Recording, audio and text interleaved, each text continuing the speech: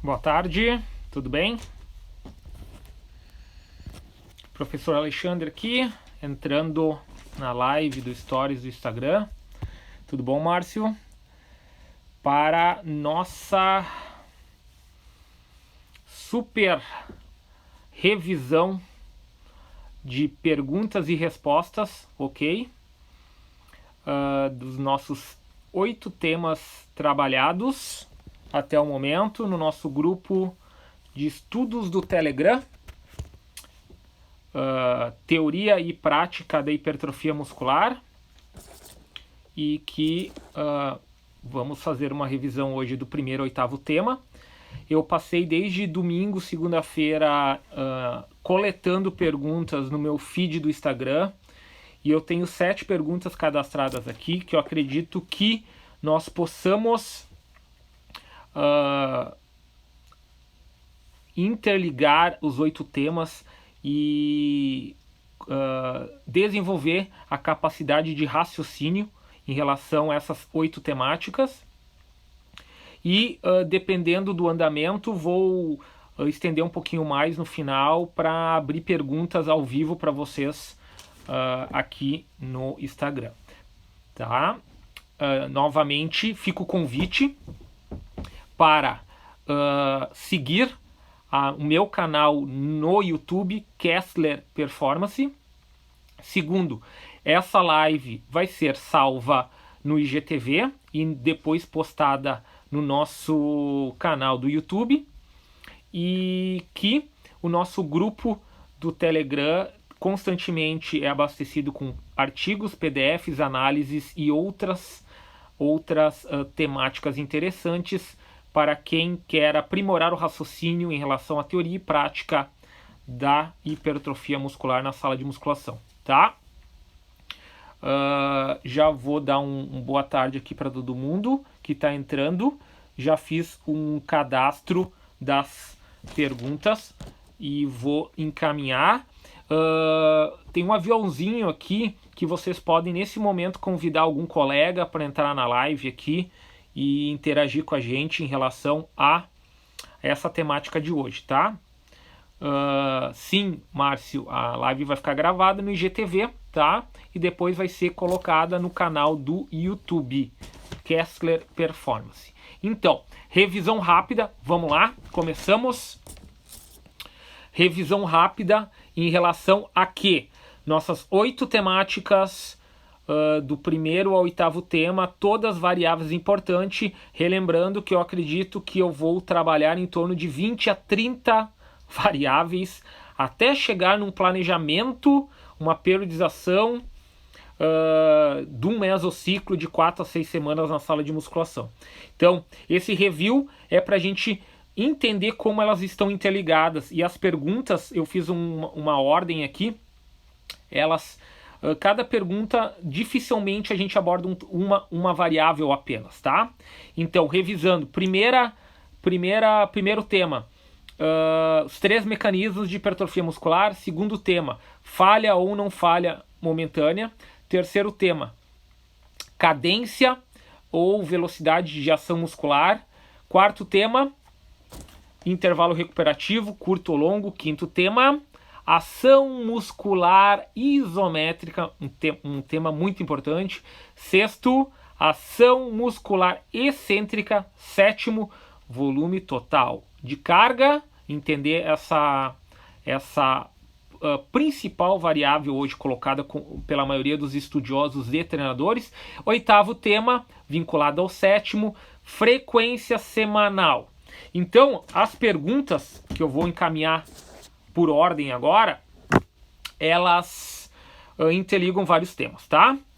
Quem quiser já ir preparando alguma pergunta, tá, em relação a esses 8 temas, pode colocar aqui. Eu vou, quando eu visualizar aqui, eu já vou dar uma selecionada e eu vou tentar responder depois que eu terminar essa 7 padrão o máximo possível, tá bom? Então, eu vou começar com a pergunta do tema 1 em relação aos mecanismos de sinalização para hipertrofia. Pergunta do treinador Márcio Schecker, um treinador de CrossFit que ministra cursos de CrossFit e um estudioso da parte biológica e metodológica. Então, um tema bem interessante. A pergunta dele em relação... hoje está muito em voga o treinamento complexo aplicado em cross-training e CrossFit. Qual é o desafio em organizar essas capacidades motoras? A gente sabe, força máxima, potência, velocidade, hipertrofia. E como seria essa organização priorizando a tensão mecânica, que é um dos mecanismos hoje defendidos como um dos o principal, visando a hipertrofia muscular, em relação aos outros as outras duas sinalizações, que é dano tecidual e estresse metabólico. Então, vou responder o Márcio da seguinte maneira. Nós temos que primeiro entender a treinabilidade do atleta, tá? Então, o primeiro grande raciocínio e que a maioria dos artigos nos apresenta, eles visam muito um tema específico. Por quê? Porque a própria pesquisa precisa encontrar uma única variável para te poder desenvolver o raciocínio. Então não pode fazer uma pesquisa que nem eu estou fazendo agora. Vamos fazer uma pesquisa e tentar debater 8 temáticas, né? 10 temáticas. Tu vai focando num raciocínio único, né? O que tu pode fazer é uma revisão sistemática ou coletando vários dados e apresentando o que existe na literatura sobre 1, 2, 3 determinados temas.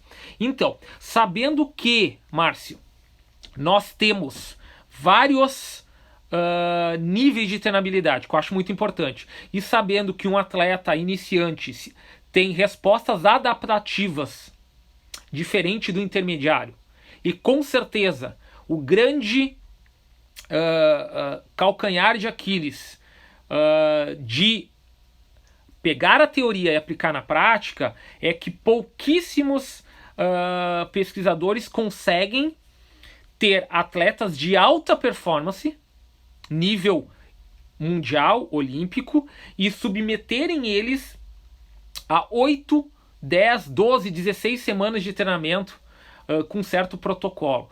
Então, eu vou atrás, novamente, em relação à teoria da adaptação, e eu tive o privilégio de conversar com muitas pessoas que estudaram mestrado e doutorado na Rússia. Eu fui 2 vezes fazer especialização lá e estou indo a 3ª esse ano, mas tem pessoas que moraram lá 3, 4 anos, fizeram mestrado e doutorado, aprenderam russo e tiveram muito mais acesso à teoria da adaptação. Então, nós temos, isso que eu vou falar agora é uma coisa fantástica que a gente pode tranquilamente ficar falando 4, 6 horas só sobre essa temática, teoria da adaptação. Ah, mas professor, teoria da adaptação todo mundo sabe. É Hanselli, né? Síndrome da adaptação geral, né? Se eu falar para vocês que o leste europeu, e principalmente a Rússia, onde tem a teoria da adaptação, Matveev, né? E depois todos os modelos, né? Que a gente pode chamar modelos, abordagens, concepções dos outros treinadores, Bondarchuk, Verkhoshansky, Platonov, enfim, toda essa gama que veio contribuir para o que a gente utiliza hoje.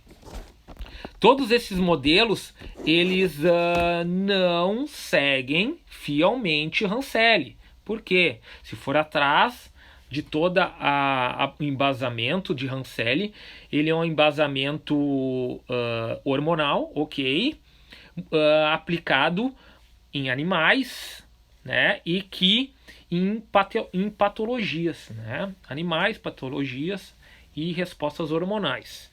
Então o que acontece? Tem um pesquisador que é algo que até hoje é usado como adaptação biológica na Rússia, com outros grandes pesquisadores, chamado Felix Mirson, que é da Letônia, né, mas naquele tempo fazia parte da União Soviética, e que é amplamente citado pelo próprio Matveev. E o que ele fez? basicamente, ele linkou as adaptações à neurofisiologia, diferente do Rancelli, e por isso ele entendeu que as adaptações estão ligadas às funções específicas de cada segmento corporal, cada órgão, e que estão ligados à intensidade da tua contração muscular, basicamente neurofisiologia. Então ele não isola uma resposta sem entender que tipo de ação muscular ou que intensidade de ação muscular você está executando. Então o que acontece? Nós sabemos que as adaptações elas precisam ser entendidas num amplo biológico e contextualizadas em relação ao planejamento de adaptações, tanto funcionais como neuromusculares. O que seria funcionais? Seria as capacidades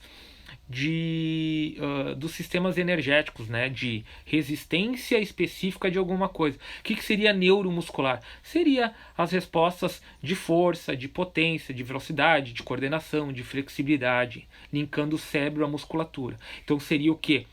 O link neuromuscular e a parte celular de suporte de energia, mitocôndrias basicamente, tá? Por que eu estou falando isso? Para responder o Márcio, né, da primeira pergunta, em relação ao cross-training e crossfit, que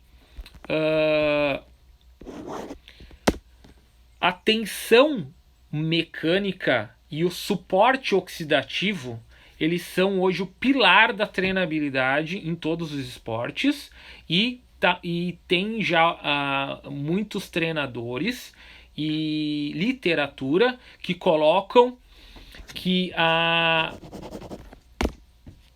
enfatizar o sistema de lactato ao excesso, nós temos alguns problemas, que seriam os treinos all-out, com descansos incompletos, que é o que o CrossFit aplica diariamente.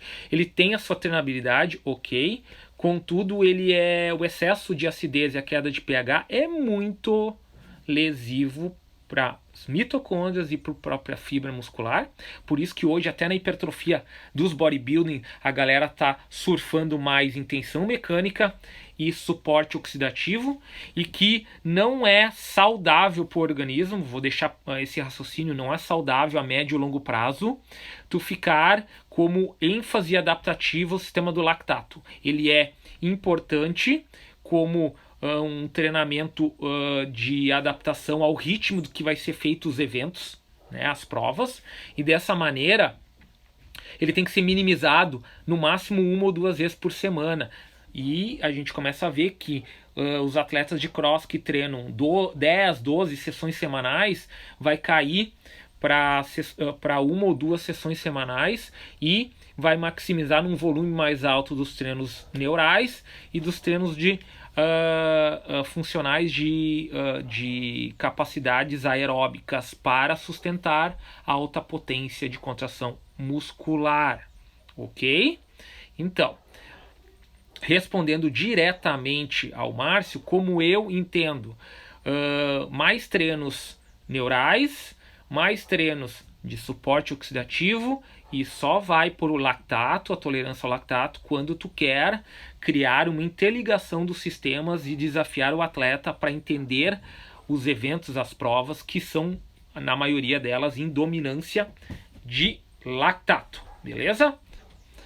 Show! Vamos para a segunda pergunta. A segunda pergunta foi feita pelo Dalton Moreira, e ela já interliga o terceiro, o quarto, o quinto e o sexto tema, né?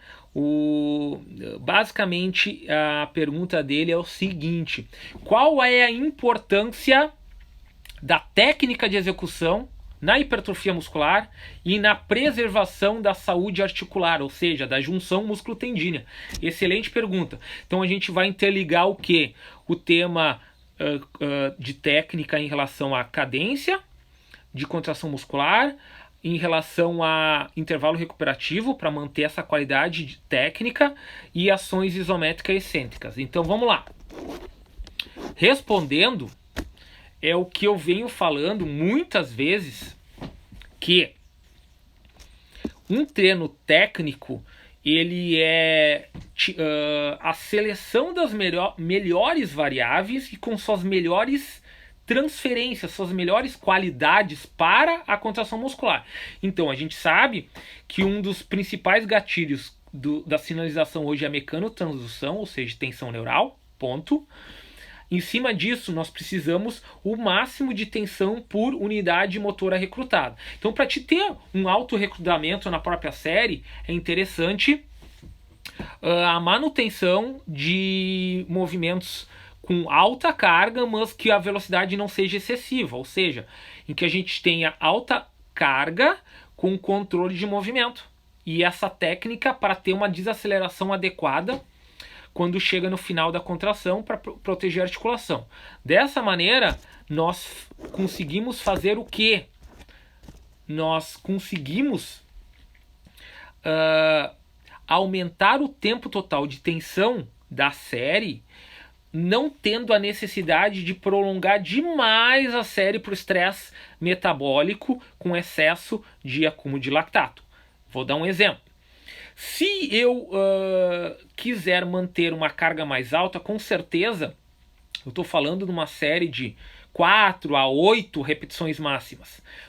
Quando a gente faz isso, nós precisamos que cada repetição dure mais tempo. De que forma? A carga está alta, então eu vou fazer a força de contração muscular intensa, só que a carga não vai viajar no espaço com velocidade, porque o peso está pesado.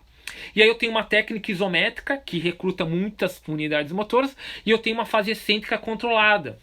Então, se cada repetição ter uma duração em torno de 4 a 6 segundos, com certeza se eu fizer 5 a 8 repetições máximas, eu não vou entrar naquela zona de lactato excessiva, que seria o quê? 45, 55, 65 até 75 segundos, em que eu tenho aquele pico de lactato, que é um precursor de hipertrofia, mas eu entro na resposta da primeira pergunta.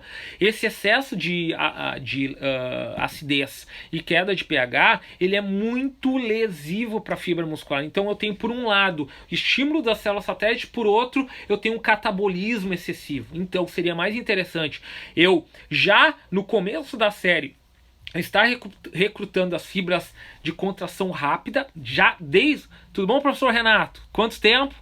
Tudo bom? Doutor Renato, expert em fisioterapia, né? Tudo bom, professor? Então, se eu começo a série na primeira repetição já com uma carga mais alta, eu tenho a técnica de execução, ações concêntricas com intenção máxima de mexer a carga, isometrias estratégicas e ao mesmo tempo controle excêntrico, o que vai acontecer? Eu vou entrar no início do acúmulo de lactato de maneira bioquímica, que ocorre em torno de 12, 15 segundos. Ok? Que eu já tenho a queda do pH e início de acidez. E eu não vou para o pico máximo que vai bater lá em 60 segundos. Eu vou entrar um pouquinho ali, surfar em torno de 30 a 40 segundos de duração. Só que eu já tive uma máxima tensão por unidade motora desde a primeira, segunda repetição. Isso é interessante. A máxima tensão por unidade motora recrutada, sem exceder o tempo dentro do sistema de lactato, que é altamente lesivo para a fibra muscular, ok? Ele é gatilho para hipertrofia, porém ele gera catabolismo. Então a gente precisa minimizar o catabolismo, porque a soma da hipertrofia é o resultado entre anabolismo e catabolismo, beleza? Segunda pergunta respondida. Show! Vamos para a terceira. A terceira pergunta foi feita pelo Márcio, ok? Professor de personal trainer, professor de sala de musculação. E ele interliga o tema 2, que é falha ou não falha momentânea muscular, e o tema 7 e 8, que é volume equalizado, volume total de carga, e frequência semanal, né? Então nós vamos bater em cima de 3 temas agora. A pergunta do Márcio é o seguinte: quando eu faço uma série com estresse metabólico até a falha muscular, Então uma série tradicional de musculação, aquela de 8 a 12 repetições máximas, que eu chego perto da falha momentânea muscular. E os protocolos nos dizem que o descanso tem que ser em torno de 45 segundos a 1 minuto. Seria um descanso incompleto para regeneração de CP, né? ATP-CP. A tendência é que a cada nova série, com a mesma técnica de execução, eu alcance a falha muscular antes do previsto. Sim, isso ocorre. Como seria adequado e como eu faria a equalização do volume? Né? Por quê?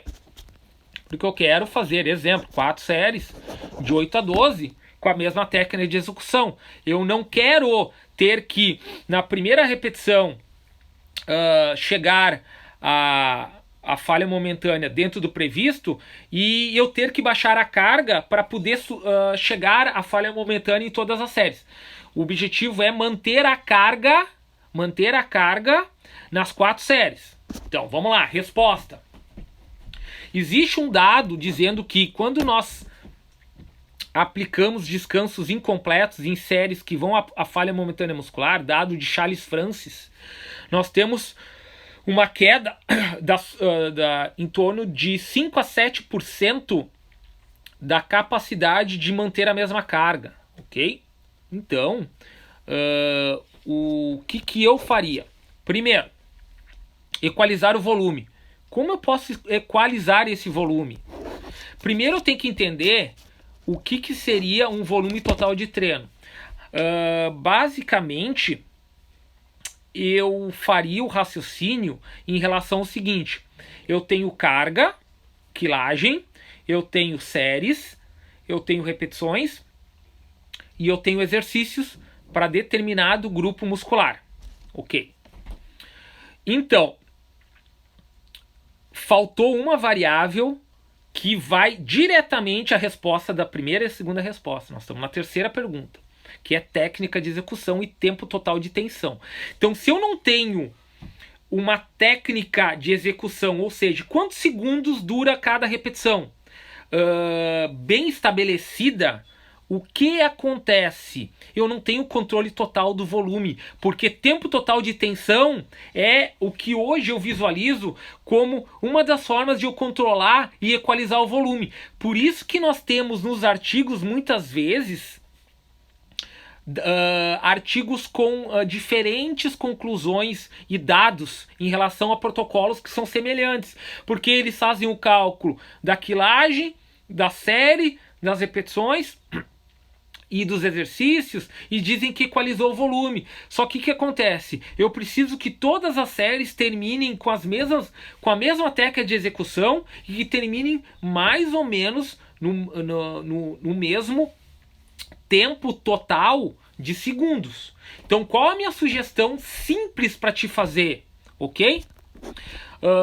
Vai e aplique essas tuas 4 séries até a falha momentânea muscular e vai criando uma metodologia em que tu manipula o descanso, maior ou menor, para não mexer na carga, não mexer na técnica e sempre ir atingindo a falha momentânea muscular na mesma zona de repetições, para dar o mesmo tempo total de tensão.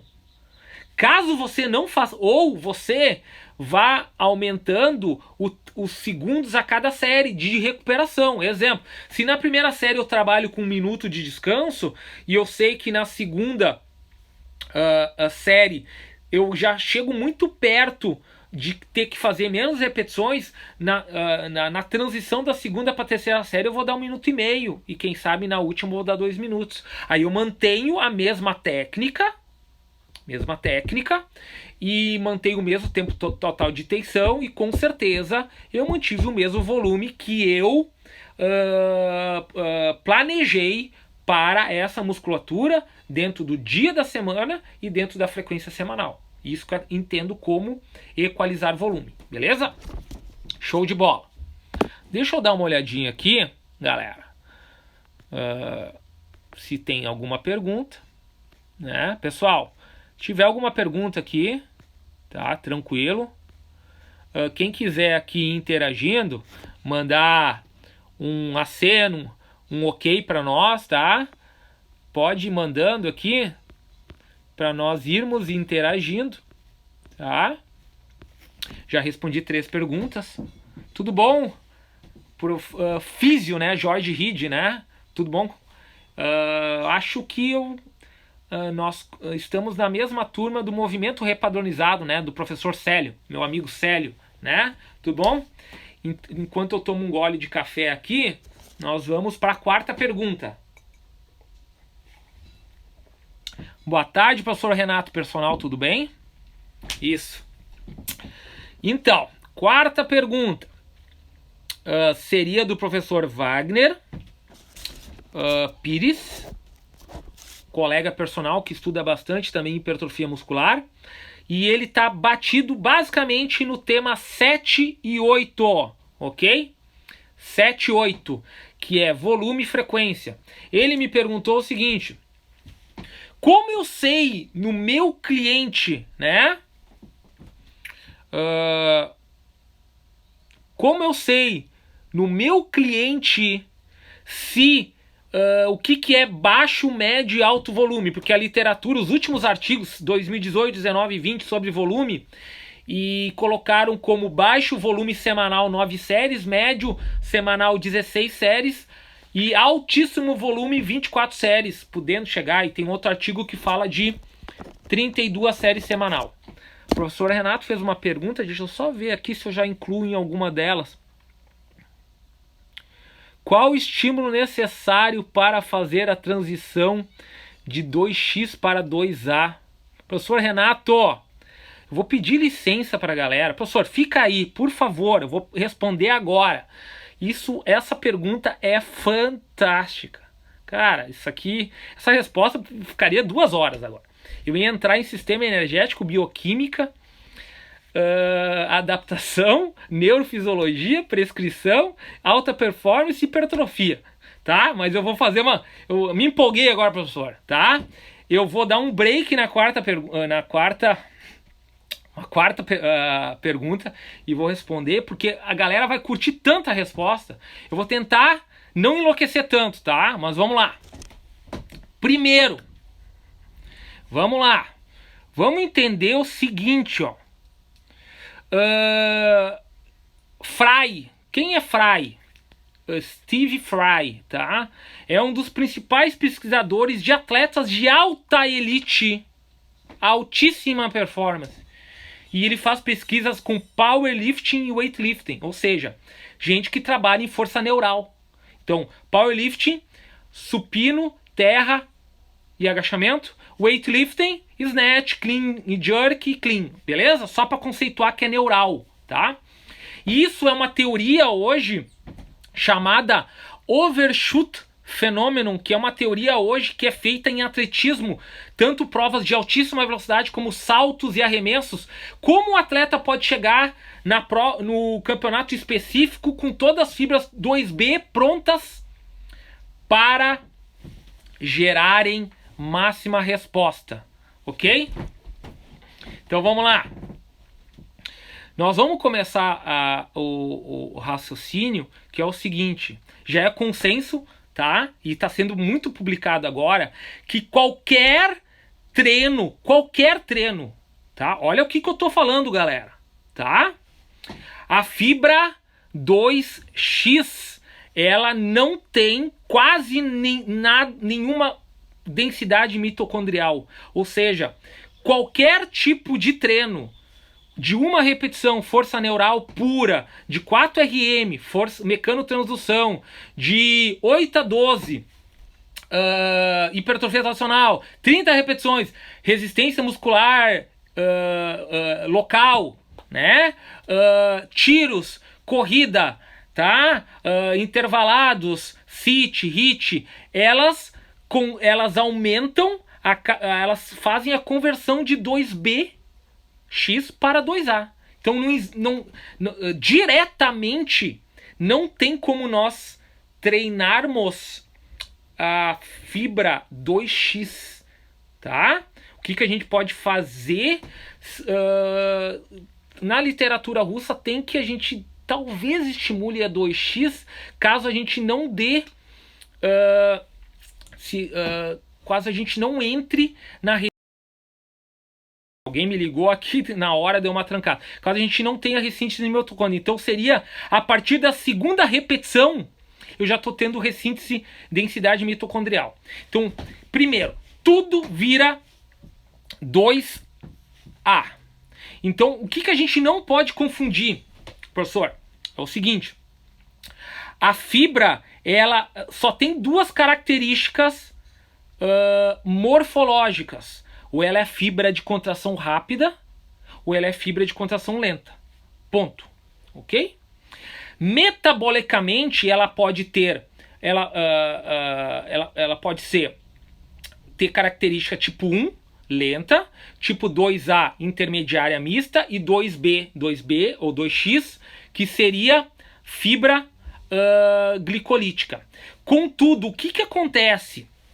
Nunca uma fibra rápida vai ficar lenta e nunca uma lenta vai ficar rápida. Porém, qual o objetivo de um corredor dar um pique, trotar para recuperar ou caminhar e voltar para dar um novo pique? O objetivo é a máxima potência muscular, não diminuir a contração muscular. Então eu preciso que a minha fibra ganhe, a minha fibra 2B se converta em 2A, porque vai aumentar a densidade mitocondrial com treinos específicos, com meios de treinamento específicos, que nós não vamos aumentar nisso, tá? E dessa maneira, a minha fibra glicolítica, que é rápida, ela vai ganhar uma densidade mitocondrial, e aí eu vou fazer o meu atleta ter uma capacidade de manter a potência alta de contração muscular e a recuperação dele ser curta, porque eu tenho muita mitocôndria para regenerar a energia por vários ciclos bioquímicos, regenerar o ATP e o CP, né, basicamente o CP, e ter uma potência muscular alta com curto espaço de tempo. O que eu estou falando? Estou falando que eu vou aumentar a densidade mitocondrial da fibra glicolítica, e o nome disso, a fibra vai se tornar metabolicamente 2A. Ou seja, Frey, quando pesquisou com weightlifting e powerlifting numa proporção média, sabendo que histologicamente nós temos 50% de fibra 1, uma média da população, né? 25 2A e 25 2B, quando começou o treinamento, ele ficou só focando treinos de até 2 a 4 RM, ou seja, ele estava esperando que aumentasse o percentual de fibra 2B. O que aconteceu? Ele fez um treinamento de 8 a 12 semanas, o percentual da fibra 2B, que era em torno de 25%, 28%, caiu para 2 a 3%. E aí, quando você faz o tapering, que é perto da competição, em que tu diminui o volume, ou seja, tu para de dar o efeito estressor para causar a síntese e o aumento da densidade mitocondrial, ou seja, botar mais mitocôndria na fibra, fazer a síntese de mitocôndria na fibra tipo 2 e fazer ela virar de 2B em 2A, nós fazemos o processo ao contrário. Nós fazemos no taper, por um breve espaço de tempo, a ativação momentânea da fibra 2B aumente para em torno de 35% em média. Só que essa durabilidade às vezes é 5 a 15 dias, conforme a individualidade do atleta. É essa maestria esportiva, ou overshoot fenômeno, que a literatura, eu não encontrei até hoje ninguém explicando por que ocorre isso, mas a gente entende que a manutenção da intensidade com volume pequeno consegue promover isso, em que a gente dá uma maior sensibilidade para a fibra 2B, 2X, e por um breve período de tempo eu estou apto a quebrar recordes mundiais ou ter a minha máxima performance esportiva num evento alvo durante a temporada. Isso é o overshoot fenômeno. Beleza, professor? Fui um pouco extenso, mas eu não quis abrir demais, senão a gente não consegue continuar com as perguntas aqui. Valeu? Dá um ok aqui, professor, se eu conseguir elucidar essa pergunta. Wagner Silva, personal. Deixa eu ver aqui, ó. Isso aí, bem interessante mesmo. Isso, professor Renato, isso aí está consolidado. Isso, se eu falar para o senhor que isso é a base do treinamento, é uma dos pilares do treinamento do leste europeu, tá? Em relação a biologia molecular, bioquímica e planejamento dos sistemas e dos métodos. Os métodos estão todos encaixados nisso que eu acabei de falar, nessa parte de biologia molecular. Esse é o raciocínio junto com a síndrome da adaptação de Mearson, não de Selle, né? Não de Selle. Esquece Selle. Mearson em relação à neurofisiologia. Selle era só hormonal e animal. Mearson, neurofisiologia, síndrome da adaptação geral, em relação ao que o método te dá, a intensidade que é aplicado na estrutura e como o aparato genético responde para criar uma nova adaptação. Beleza? Deixa eu ver, já que eu entrei nessa parte de mitocôndria, o Wagner Silva personal, eu já volto para a pergunta número do Márcio, né? Ok? Quanto mais biogênese mitocondrial, maior a capacidade de recuperação da fibra. Perfeito, é esse o raciocínio. Aí, no futuro, não é o foco hipertrofia na sala de musculação. Isso vai ser o meu próximo canal, já estou antecipando. Tem vários canais, né? Vou criar vários. Um de esportes performance, tá? Quando a gente falar de esporte performance para esporte de força e aceleração, tanto individual como coletivo, que é uma das coisas que eu estudo bastante, nós vamos entender quais métodos e meios são mais específicos para criar a melhor biogênese mitocondrial para focar basicamente na fibra 2A, ok? Fazer a conversão. E como eu planejo isso durante a semana. Tá bom, Wagner? Então vamos lá. Vou voltar para a pergunta número 4 do Wagner, tá? Só refazendo a pergunta. Galera. Ah, tá. É isso, professor Renato. Com certeza o professor Estélio fala muito dessa parte. Com certeza Estélio Dantas, um monstro, né? Sobre periodização. Sim, entra na questão epigenética, cara. Assim, ó.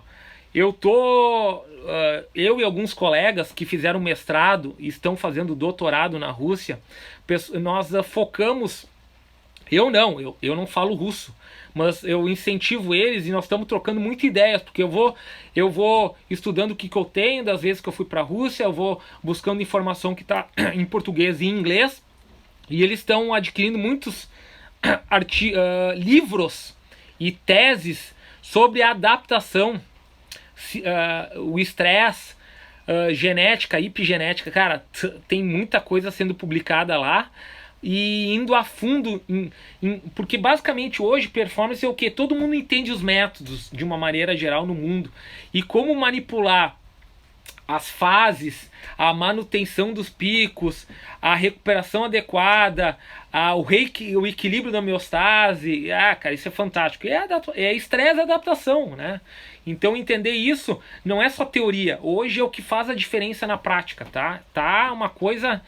livros de 400 folhas, então imagina o cara traduzindo 400 folhas em russo, né, professor? Isso é uma loucura, tá? Então, muitas informações virão. Muito show, tá?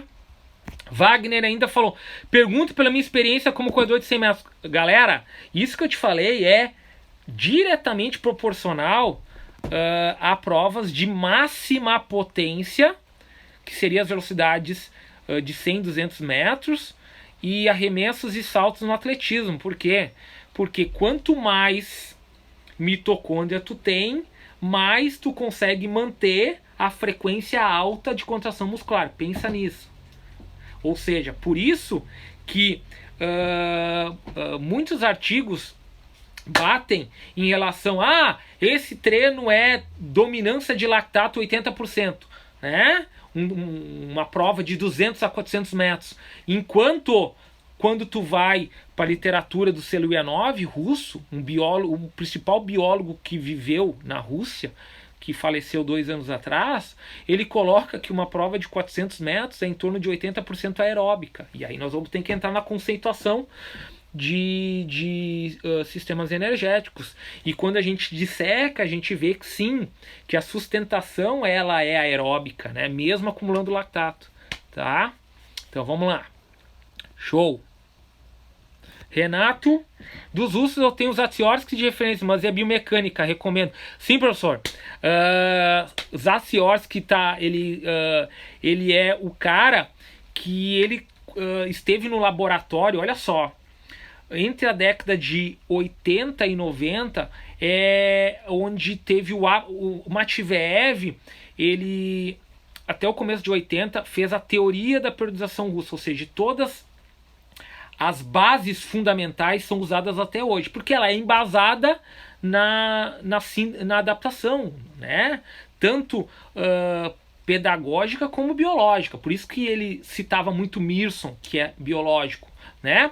E isso hoje, se a gente for ver, a gente só aplica estratégias e abordagens diferentes no nosso planejamento. Tu pode chamar de periodização, se tu não gostar, chama de planejamento. No momento que tu montou uma ordem de exercício, tu periodizou, tá? Então o que acontece? Da simples maneira que a gente tem uma fase de desenvolvimento, um pico e depois uma queda, isso foi consolidado pela teoria do Matveev. Em cima disso, tu pode usar várias abordagens e estratégias para manipular volume, intensidade, frequência e exercício, enfim.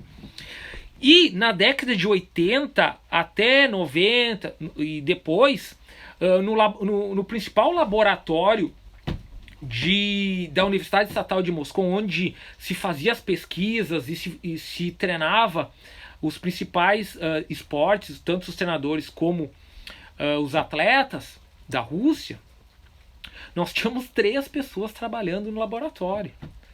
Na parte de conteúdos Vergoshansky, na parte de biologia e bioquímica, ou seja, do todo o raciocínio Seliuyanov, e na parte de biomecânica Zatsiorsky. Imagina os 3 trabalhando junto. O que aconteceu?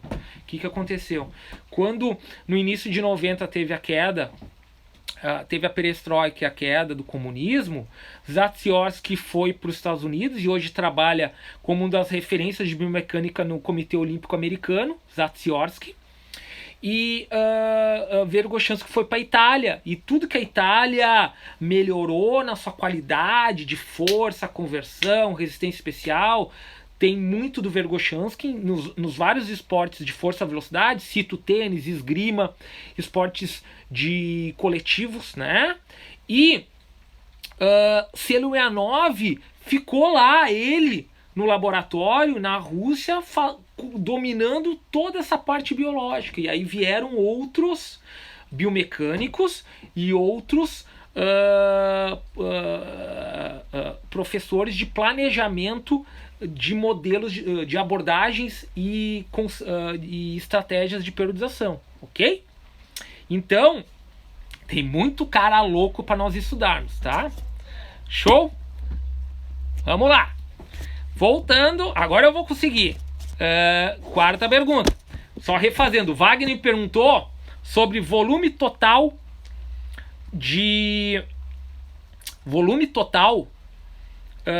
semanal na frequência, né?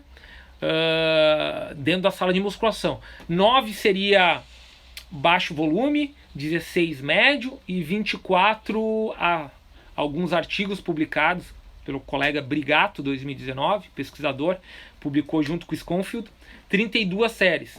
Então, o que nós temos de informação relevante? Tá, vamos lá. Não sabemos até hoje se existe o ceiling effect para hipertrofia muscular. Não se sabe qual é o volume máximo de séries, volume semanal, tá? Não sabemos. Se a gente não sabe, Como é que a gente define? Eu, basicamente, entenderia o quê? Entenderia meu aluno como aluno iniciante, intermediário, avançado e o último, atleta, que é acima do avançado. O cara que vive disso. O aluno pode ser um aluno que tem uma profissão e é avançado. Só que o atleta, se tu falar para ele que ele vai ter uma carga horária de 6 horas semanais, 6 horas diárias de treinamento na sala de musculação, como era o modelo búlgaro de treinamento, de weightlifting, 6 horas de segunda a sexta, 6 turnos de 1 hora. Ok? É uma forma de treinar. E fez 90 e poucos campeões olímpicos e mundial entre a década de 70 e 90. Ok? Então, se nós não temos o ceiling effect, que é o volume total, o que eu acredito? Vocês se lembram que a literatura aplica que as primeiras 6 a 8, 10 semanas de um aluno iniciante, as adaptações são muito mais neurais do que morfológicas, ou seja, estruturais musculares. Isso quer dizer o quê? Que para um atleta iniciante seria interessante tu não te preocupar com o volume. Te preocupa com o quê? Que ele treine muitas vezes 2 ou 3 vezes por semana, a cada 48. Abraço, professor. Até a próxima. Valeu. A cada 24 e 48 horas, para ele ter um avanço neurofisiológico, neural, e tenha melhore a sua maestria de contração muscular, sua técnica. Então, não se estressa muito com o volume. Pode treinar 2 a 3 vezes por semana por grupo muscular. Quando o atleta vai para um nível intermediário, o que você vai fazer? Você vai começar a entender aquilo que eu respondi na pergunta 2. Wagner, adaptação neuromotor. Você vai criar vai equalizar cada tempo total de tensão da tua série, para você ter um norte. Olha, está treinando com essa técnica, tantas repetições, e essa série me deu tantos segundos de tensão de qualidade. E aí tu sabe que isso foi uma série. Ok? Então o que acontece? Uma das coisas interessantes nos princípios científicos do treinamento esportivo é que nós temos que, para continuar a melhorar, o princípio da sobrecarga, pode ser carga e pode ser manipulação de variáveis, continuidade, adaptação progressiva e variações, ok? Entre volume, intensidade, frequência, essas coisas, tá? Então, a literatura hoje coloca o quê? Que eu coloco para intermediários, tá, colegas? Que um volume semanal, independente se é 1 ou 2 vezes por semana, eu acredito que 2 vezes por semana é uma boa abordagem, que tu trabalhe grupo muscular pequeno, 12 a 16 séries, e grupo muscular grande, 16 a 24 séries. Isso a nível intermediário, com técnica. Contudo, para um nível avançado, o que eu acredito caso você faça uma frequência de 1 vez por semana. 1 vez por semana. Na segunda vai treinar o músculo peito, na outra segunda. Para um nível avançado com técnica, tu pode ir para um grande grupo muscular eu acredito, para o limite de 30 séries. E grupo muscular pequeno a médio para 24 séries. Ok? E caso você treine com a frequência 2 vezes por semana, eu não dividiria diretamente, pegaria 30 séries e dividiria por 2. Eu acredito que um aluno com técnica, a gente pode fazer com certeza, aumentar um pouquinho mais esse volume, e aí dividir por 2, tá? Quem sabe 32, 35, 36 séries, divide por 2, e aí tu vai fazer um volume para grande grupo muscular, e o pequeno 24, pode subir um pouquinho, 26, 28 até 30, e aí dividir por 2 também, tá? Isso é o que eu faria. Por quê? Porque você precisa ir desafiando o seu cliente que é avançado. E nem chego no profissional, que aí eu acho que essa manipulação de volume vai estar muito ligada à periodização, off-season, pré-contest e os três mecanismos: tensão mecânica, lesão tecidual e estresse metabólico, e quando fazer cada um, ok? Show? Beleza. Vamos para a quinta pergunta, ok? A quinta pergunta é do meu colega Augusto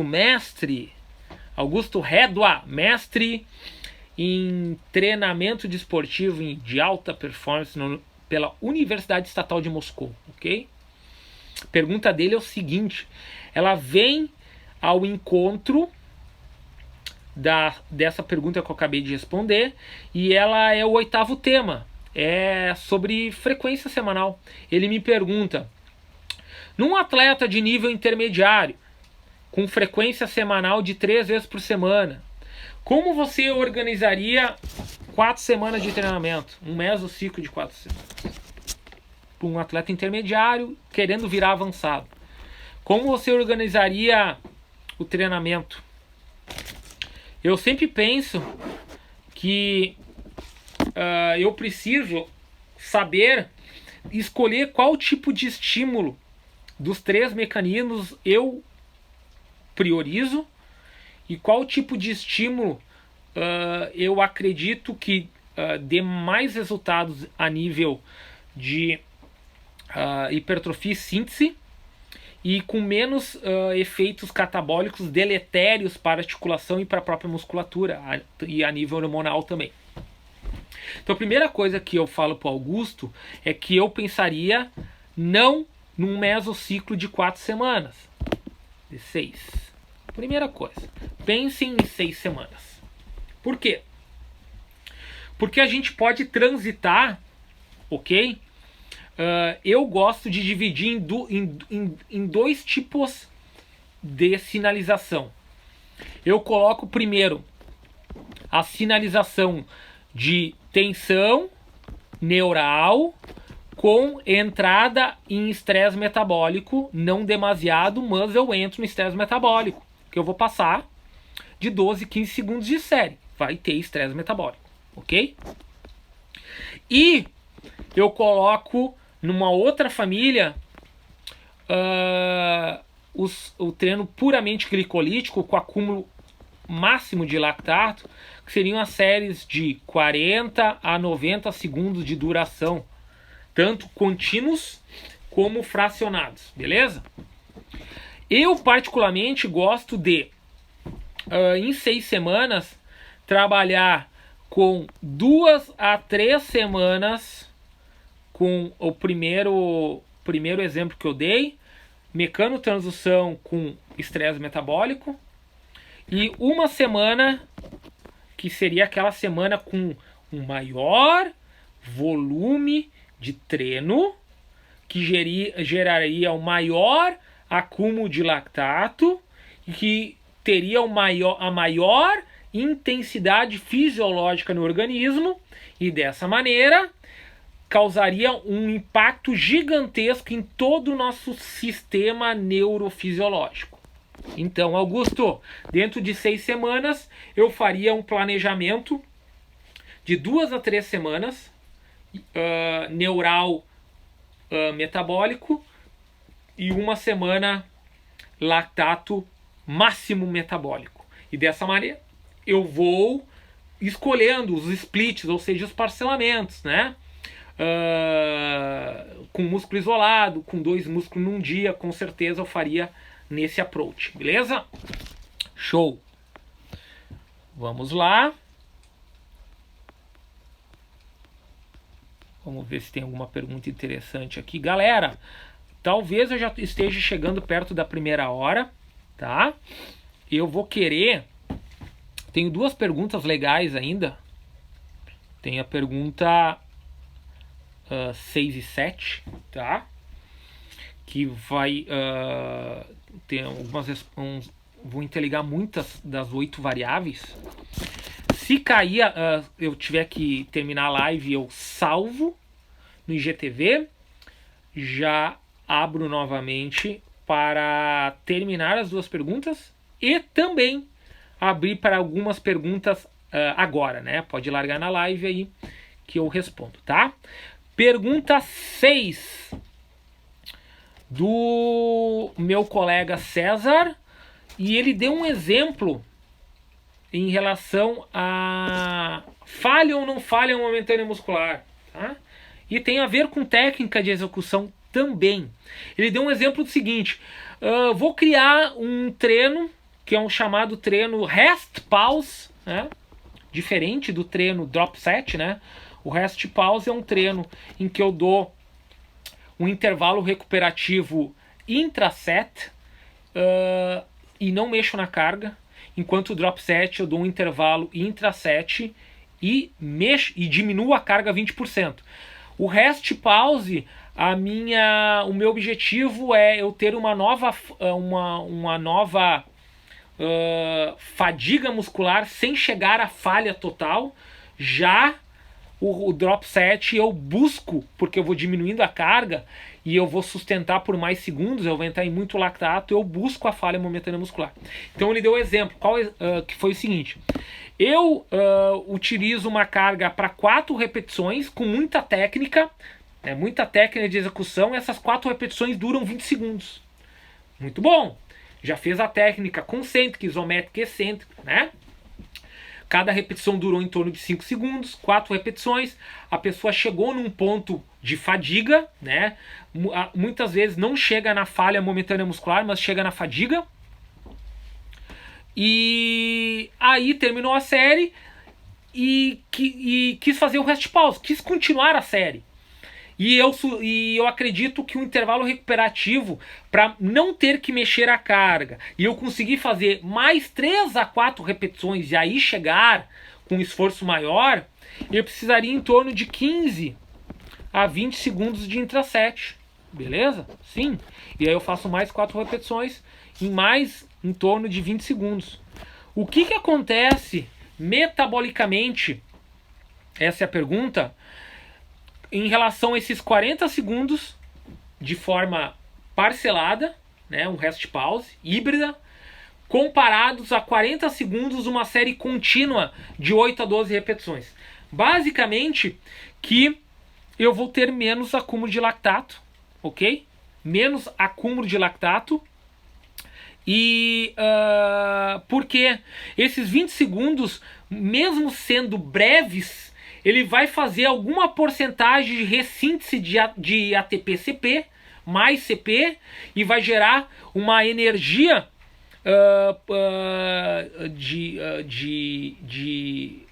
de fosfagênios em que não vai fazer com que eu entre de forma demasiada no sistema de lactato. Então esses 20 segundos, se eu tiver um suporte oxidativo de mitocôndria nessas fibras rápidas, em que eu já trabalhei isso em outras fases, eu vou conseguir manter a tensão com as fibras tipo 2 predominantes, não vou ter um acúmulo demasiado de lactato.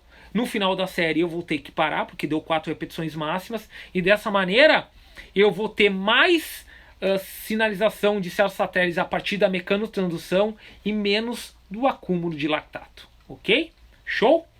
Galera, vou salvar a live aqui, faltam 30 segundos, tô terminando ela, já posto no IGTV, volto, eu tenho mais uma pergunta e para finalizar, e ainda quem quiser entrar, já pense na sua pergunta, faça ao vivo aí e eu já respondo e a gente interage. Valeu?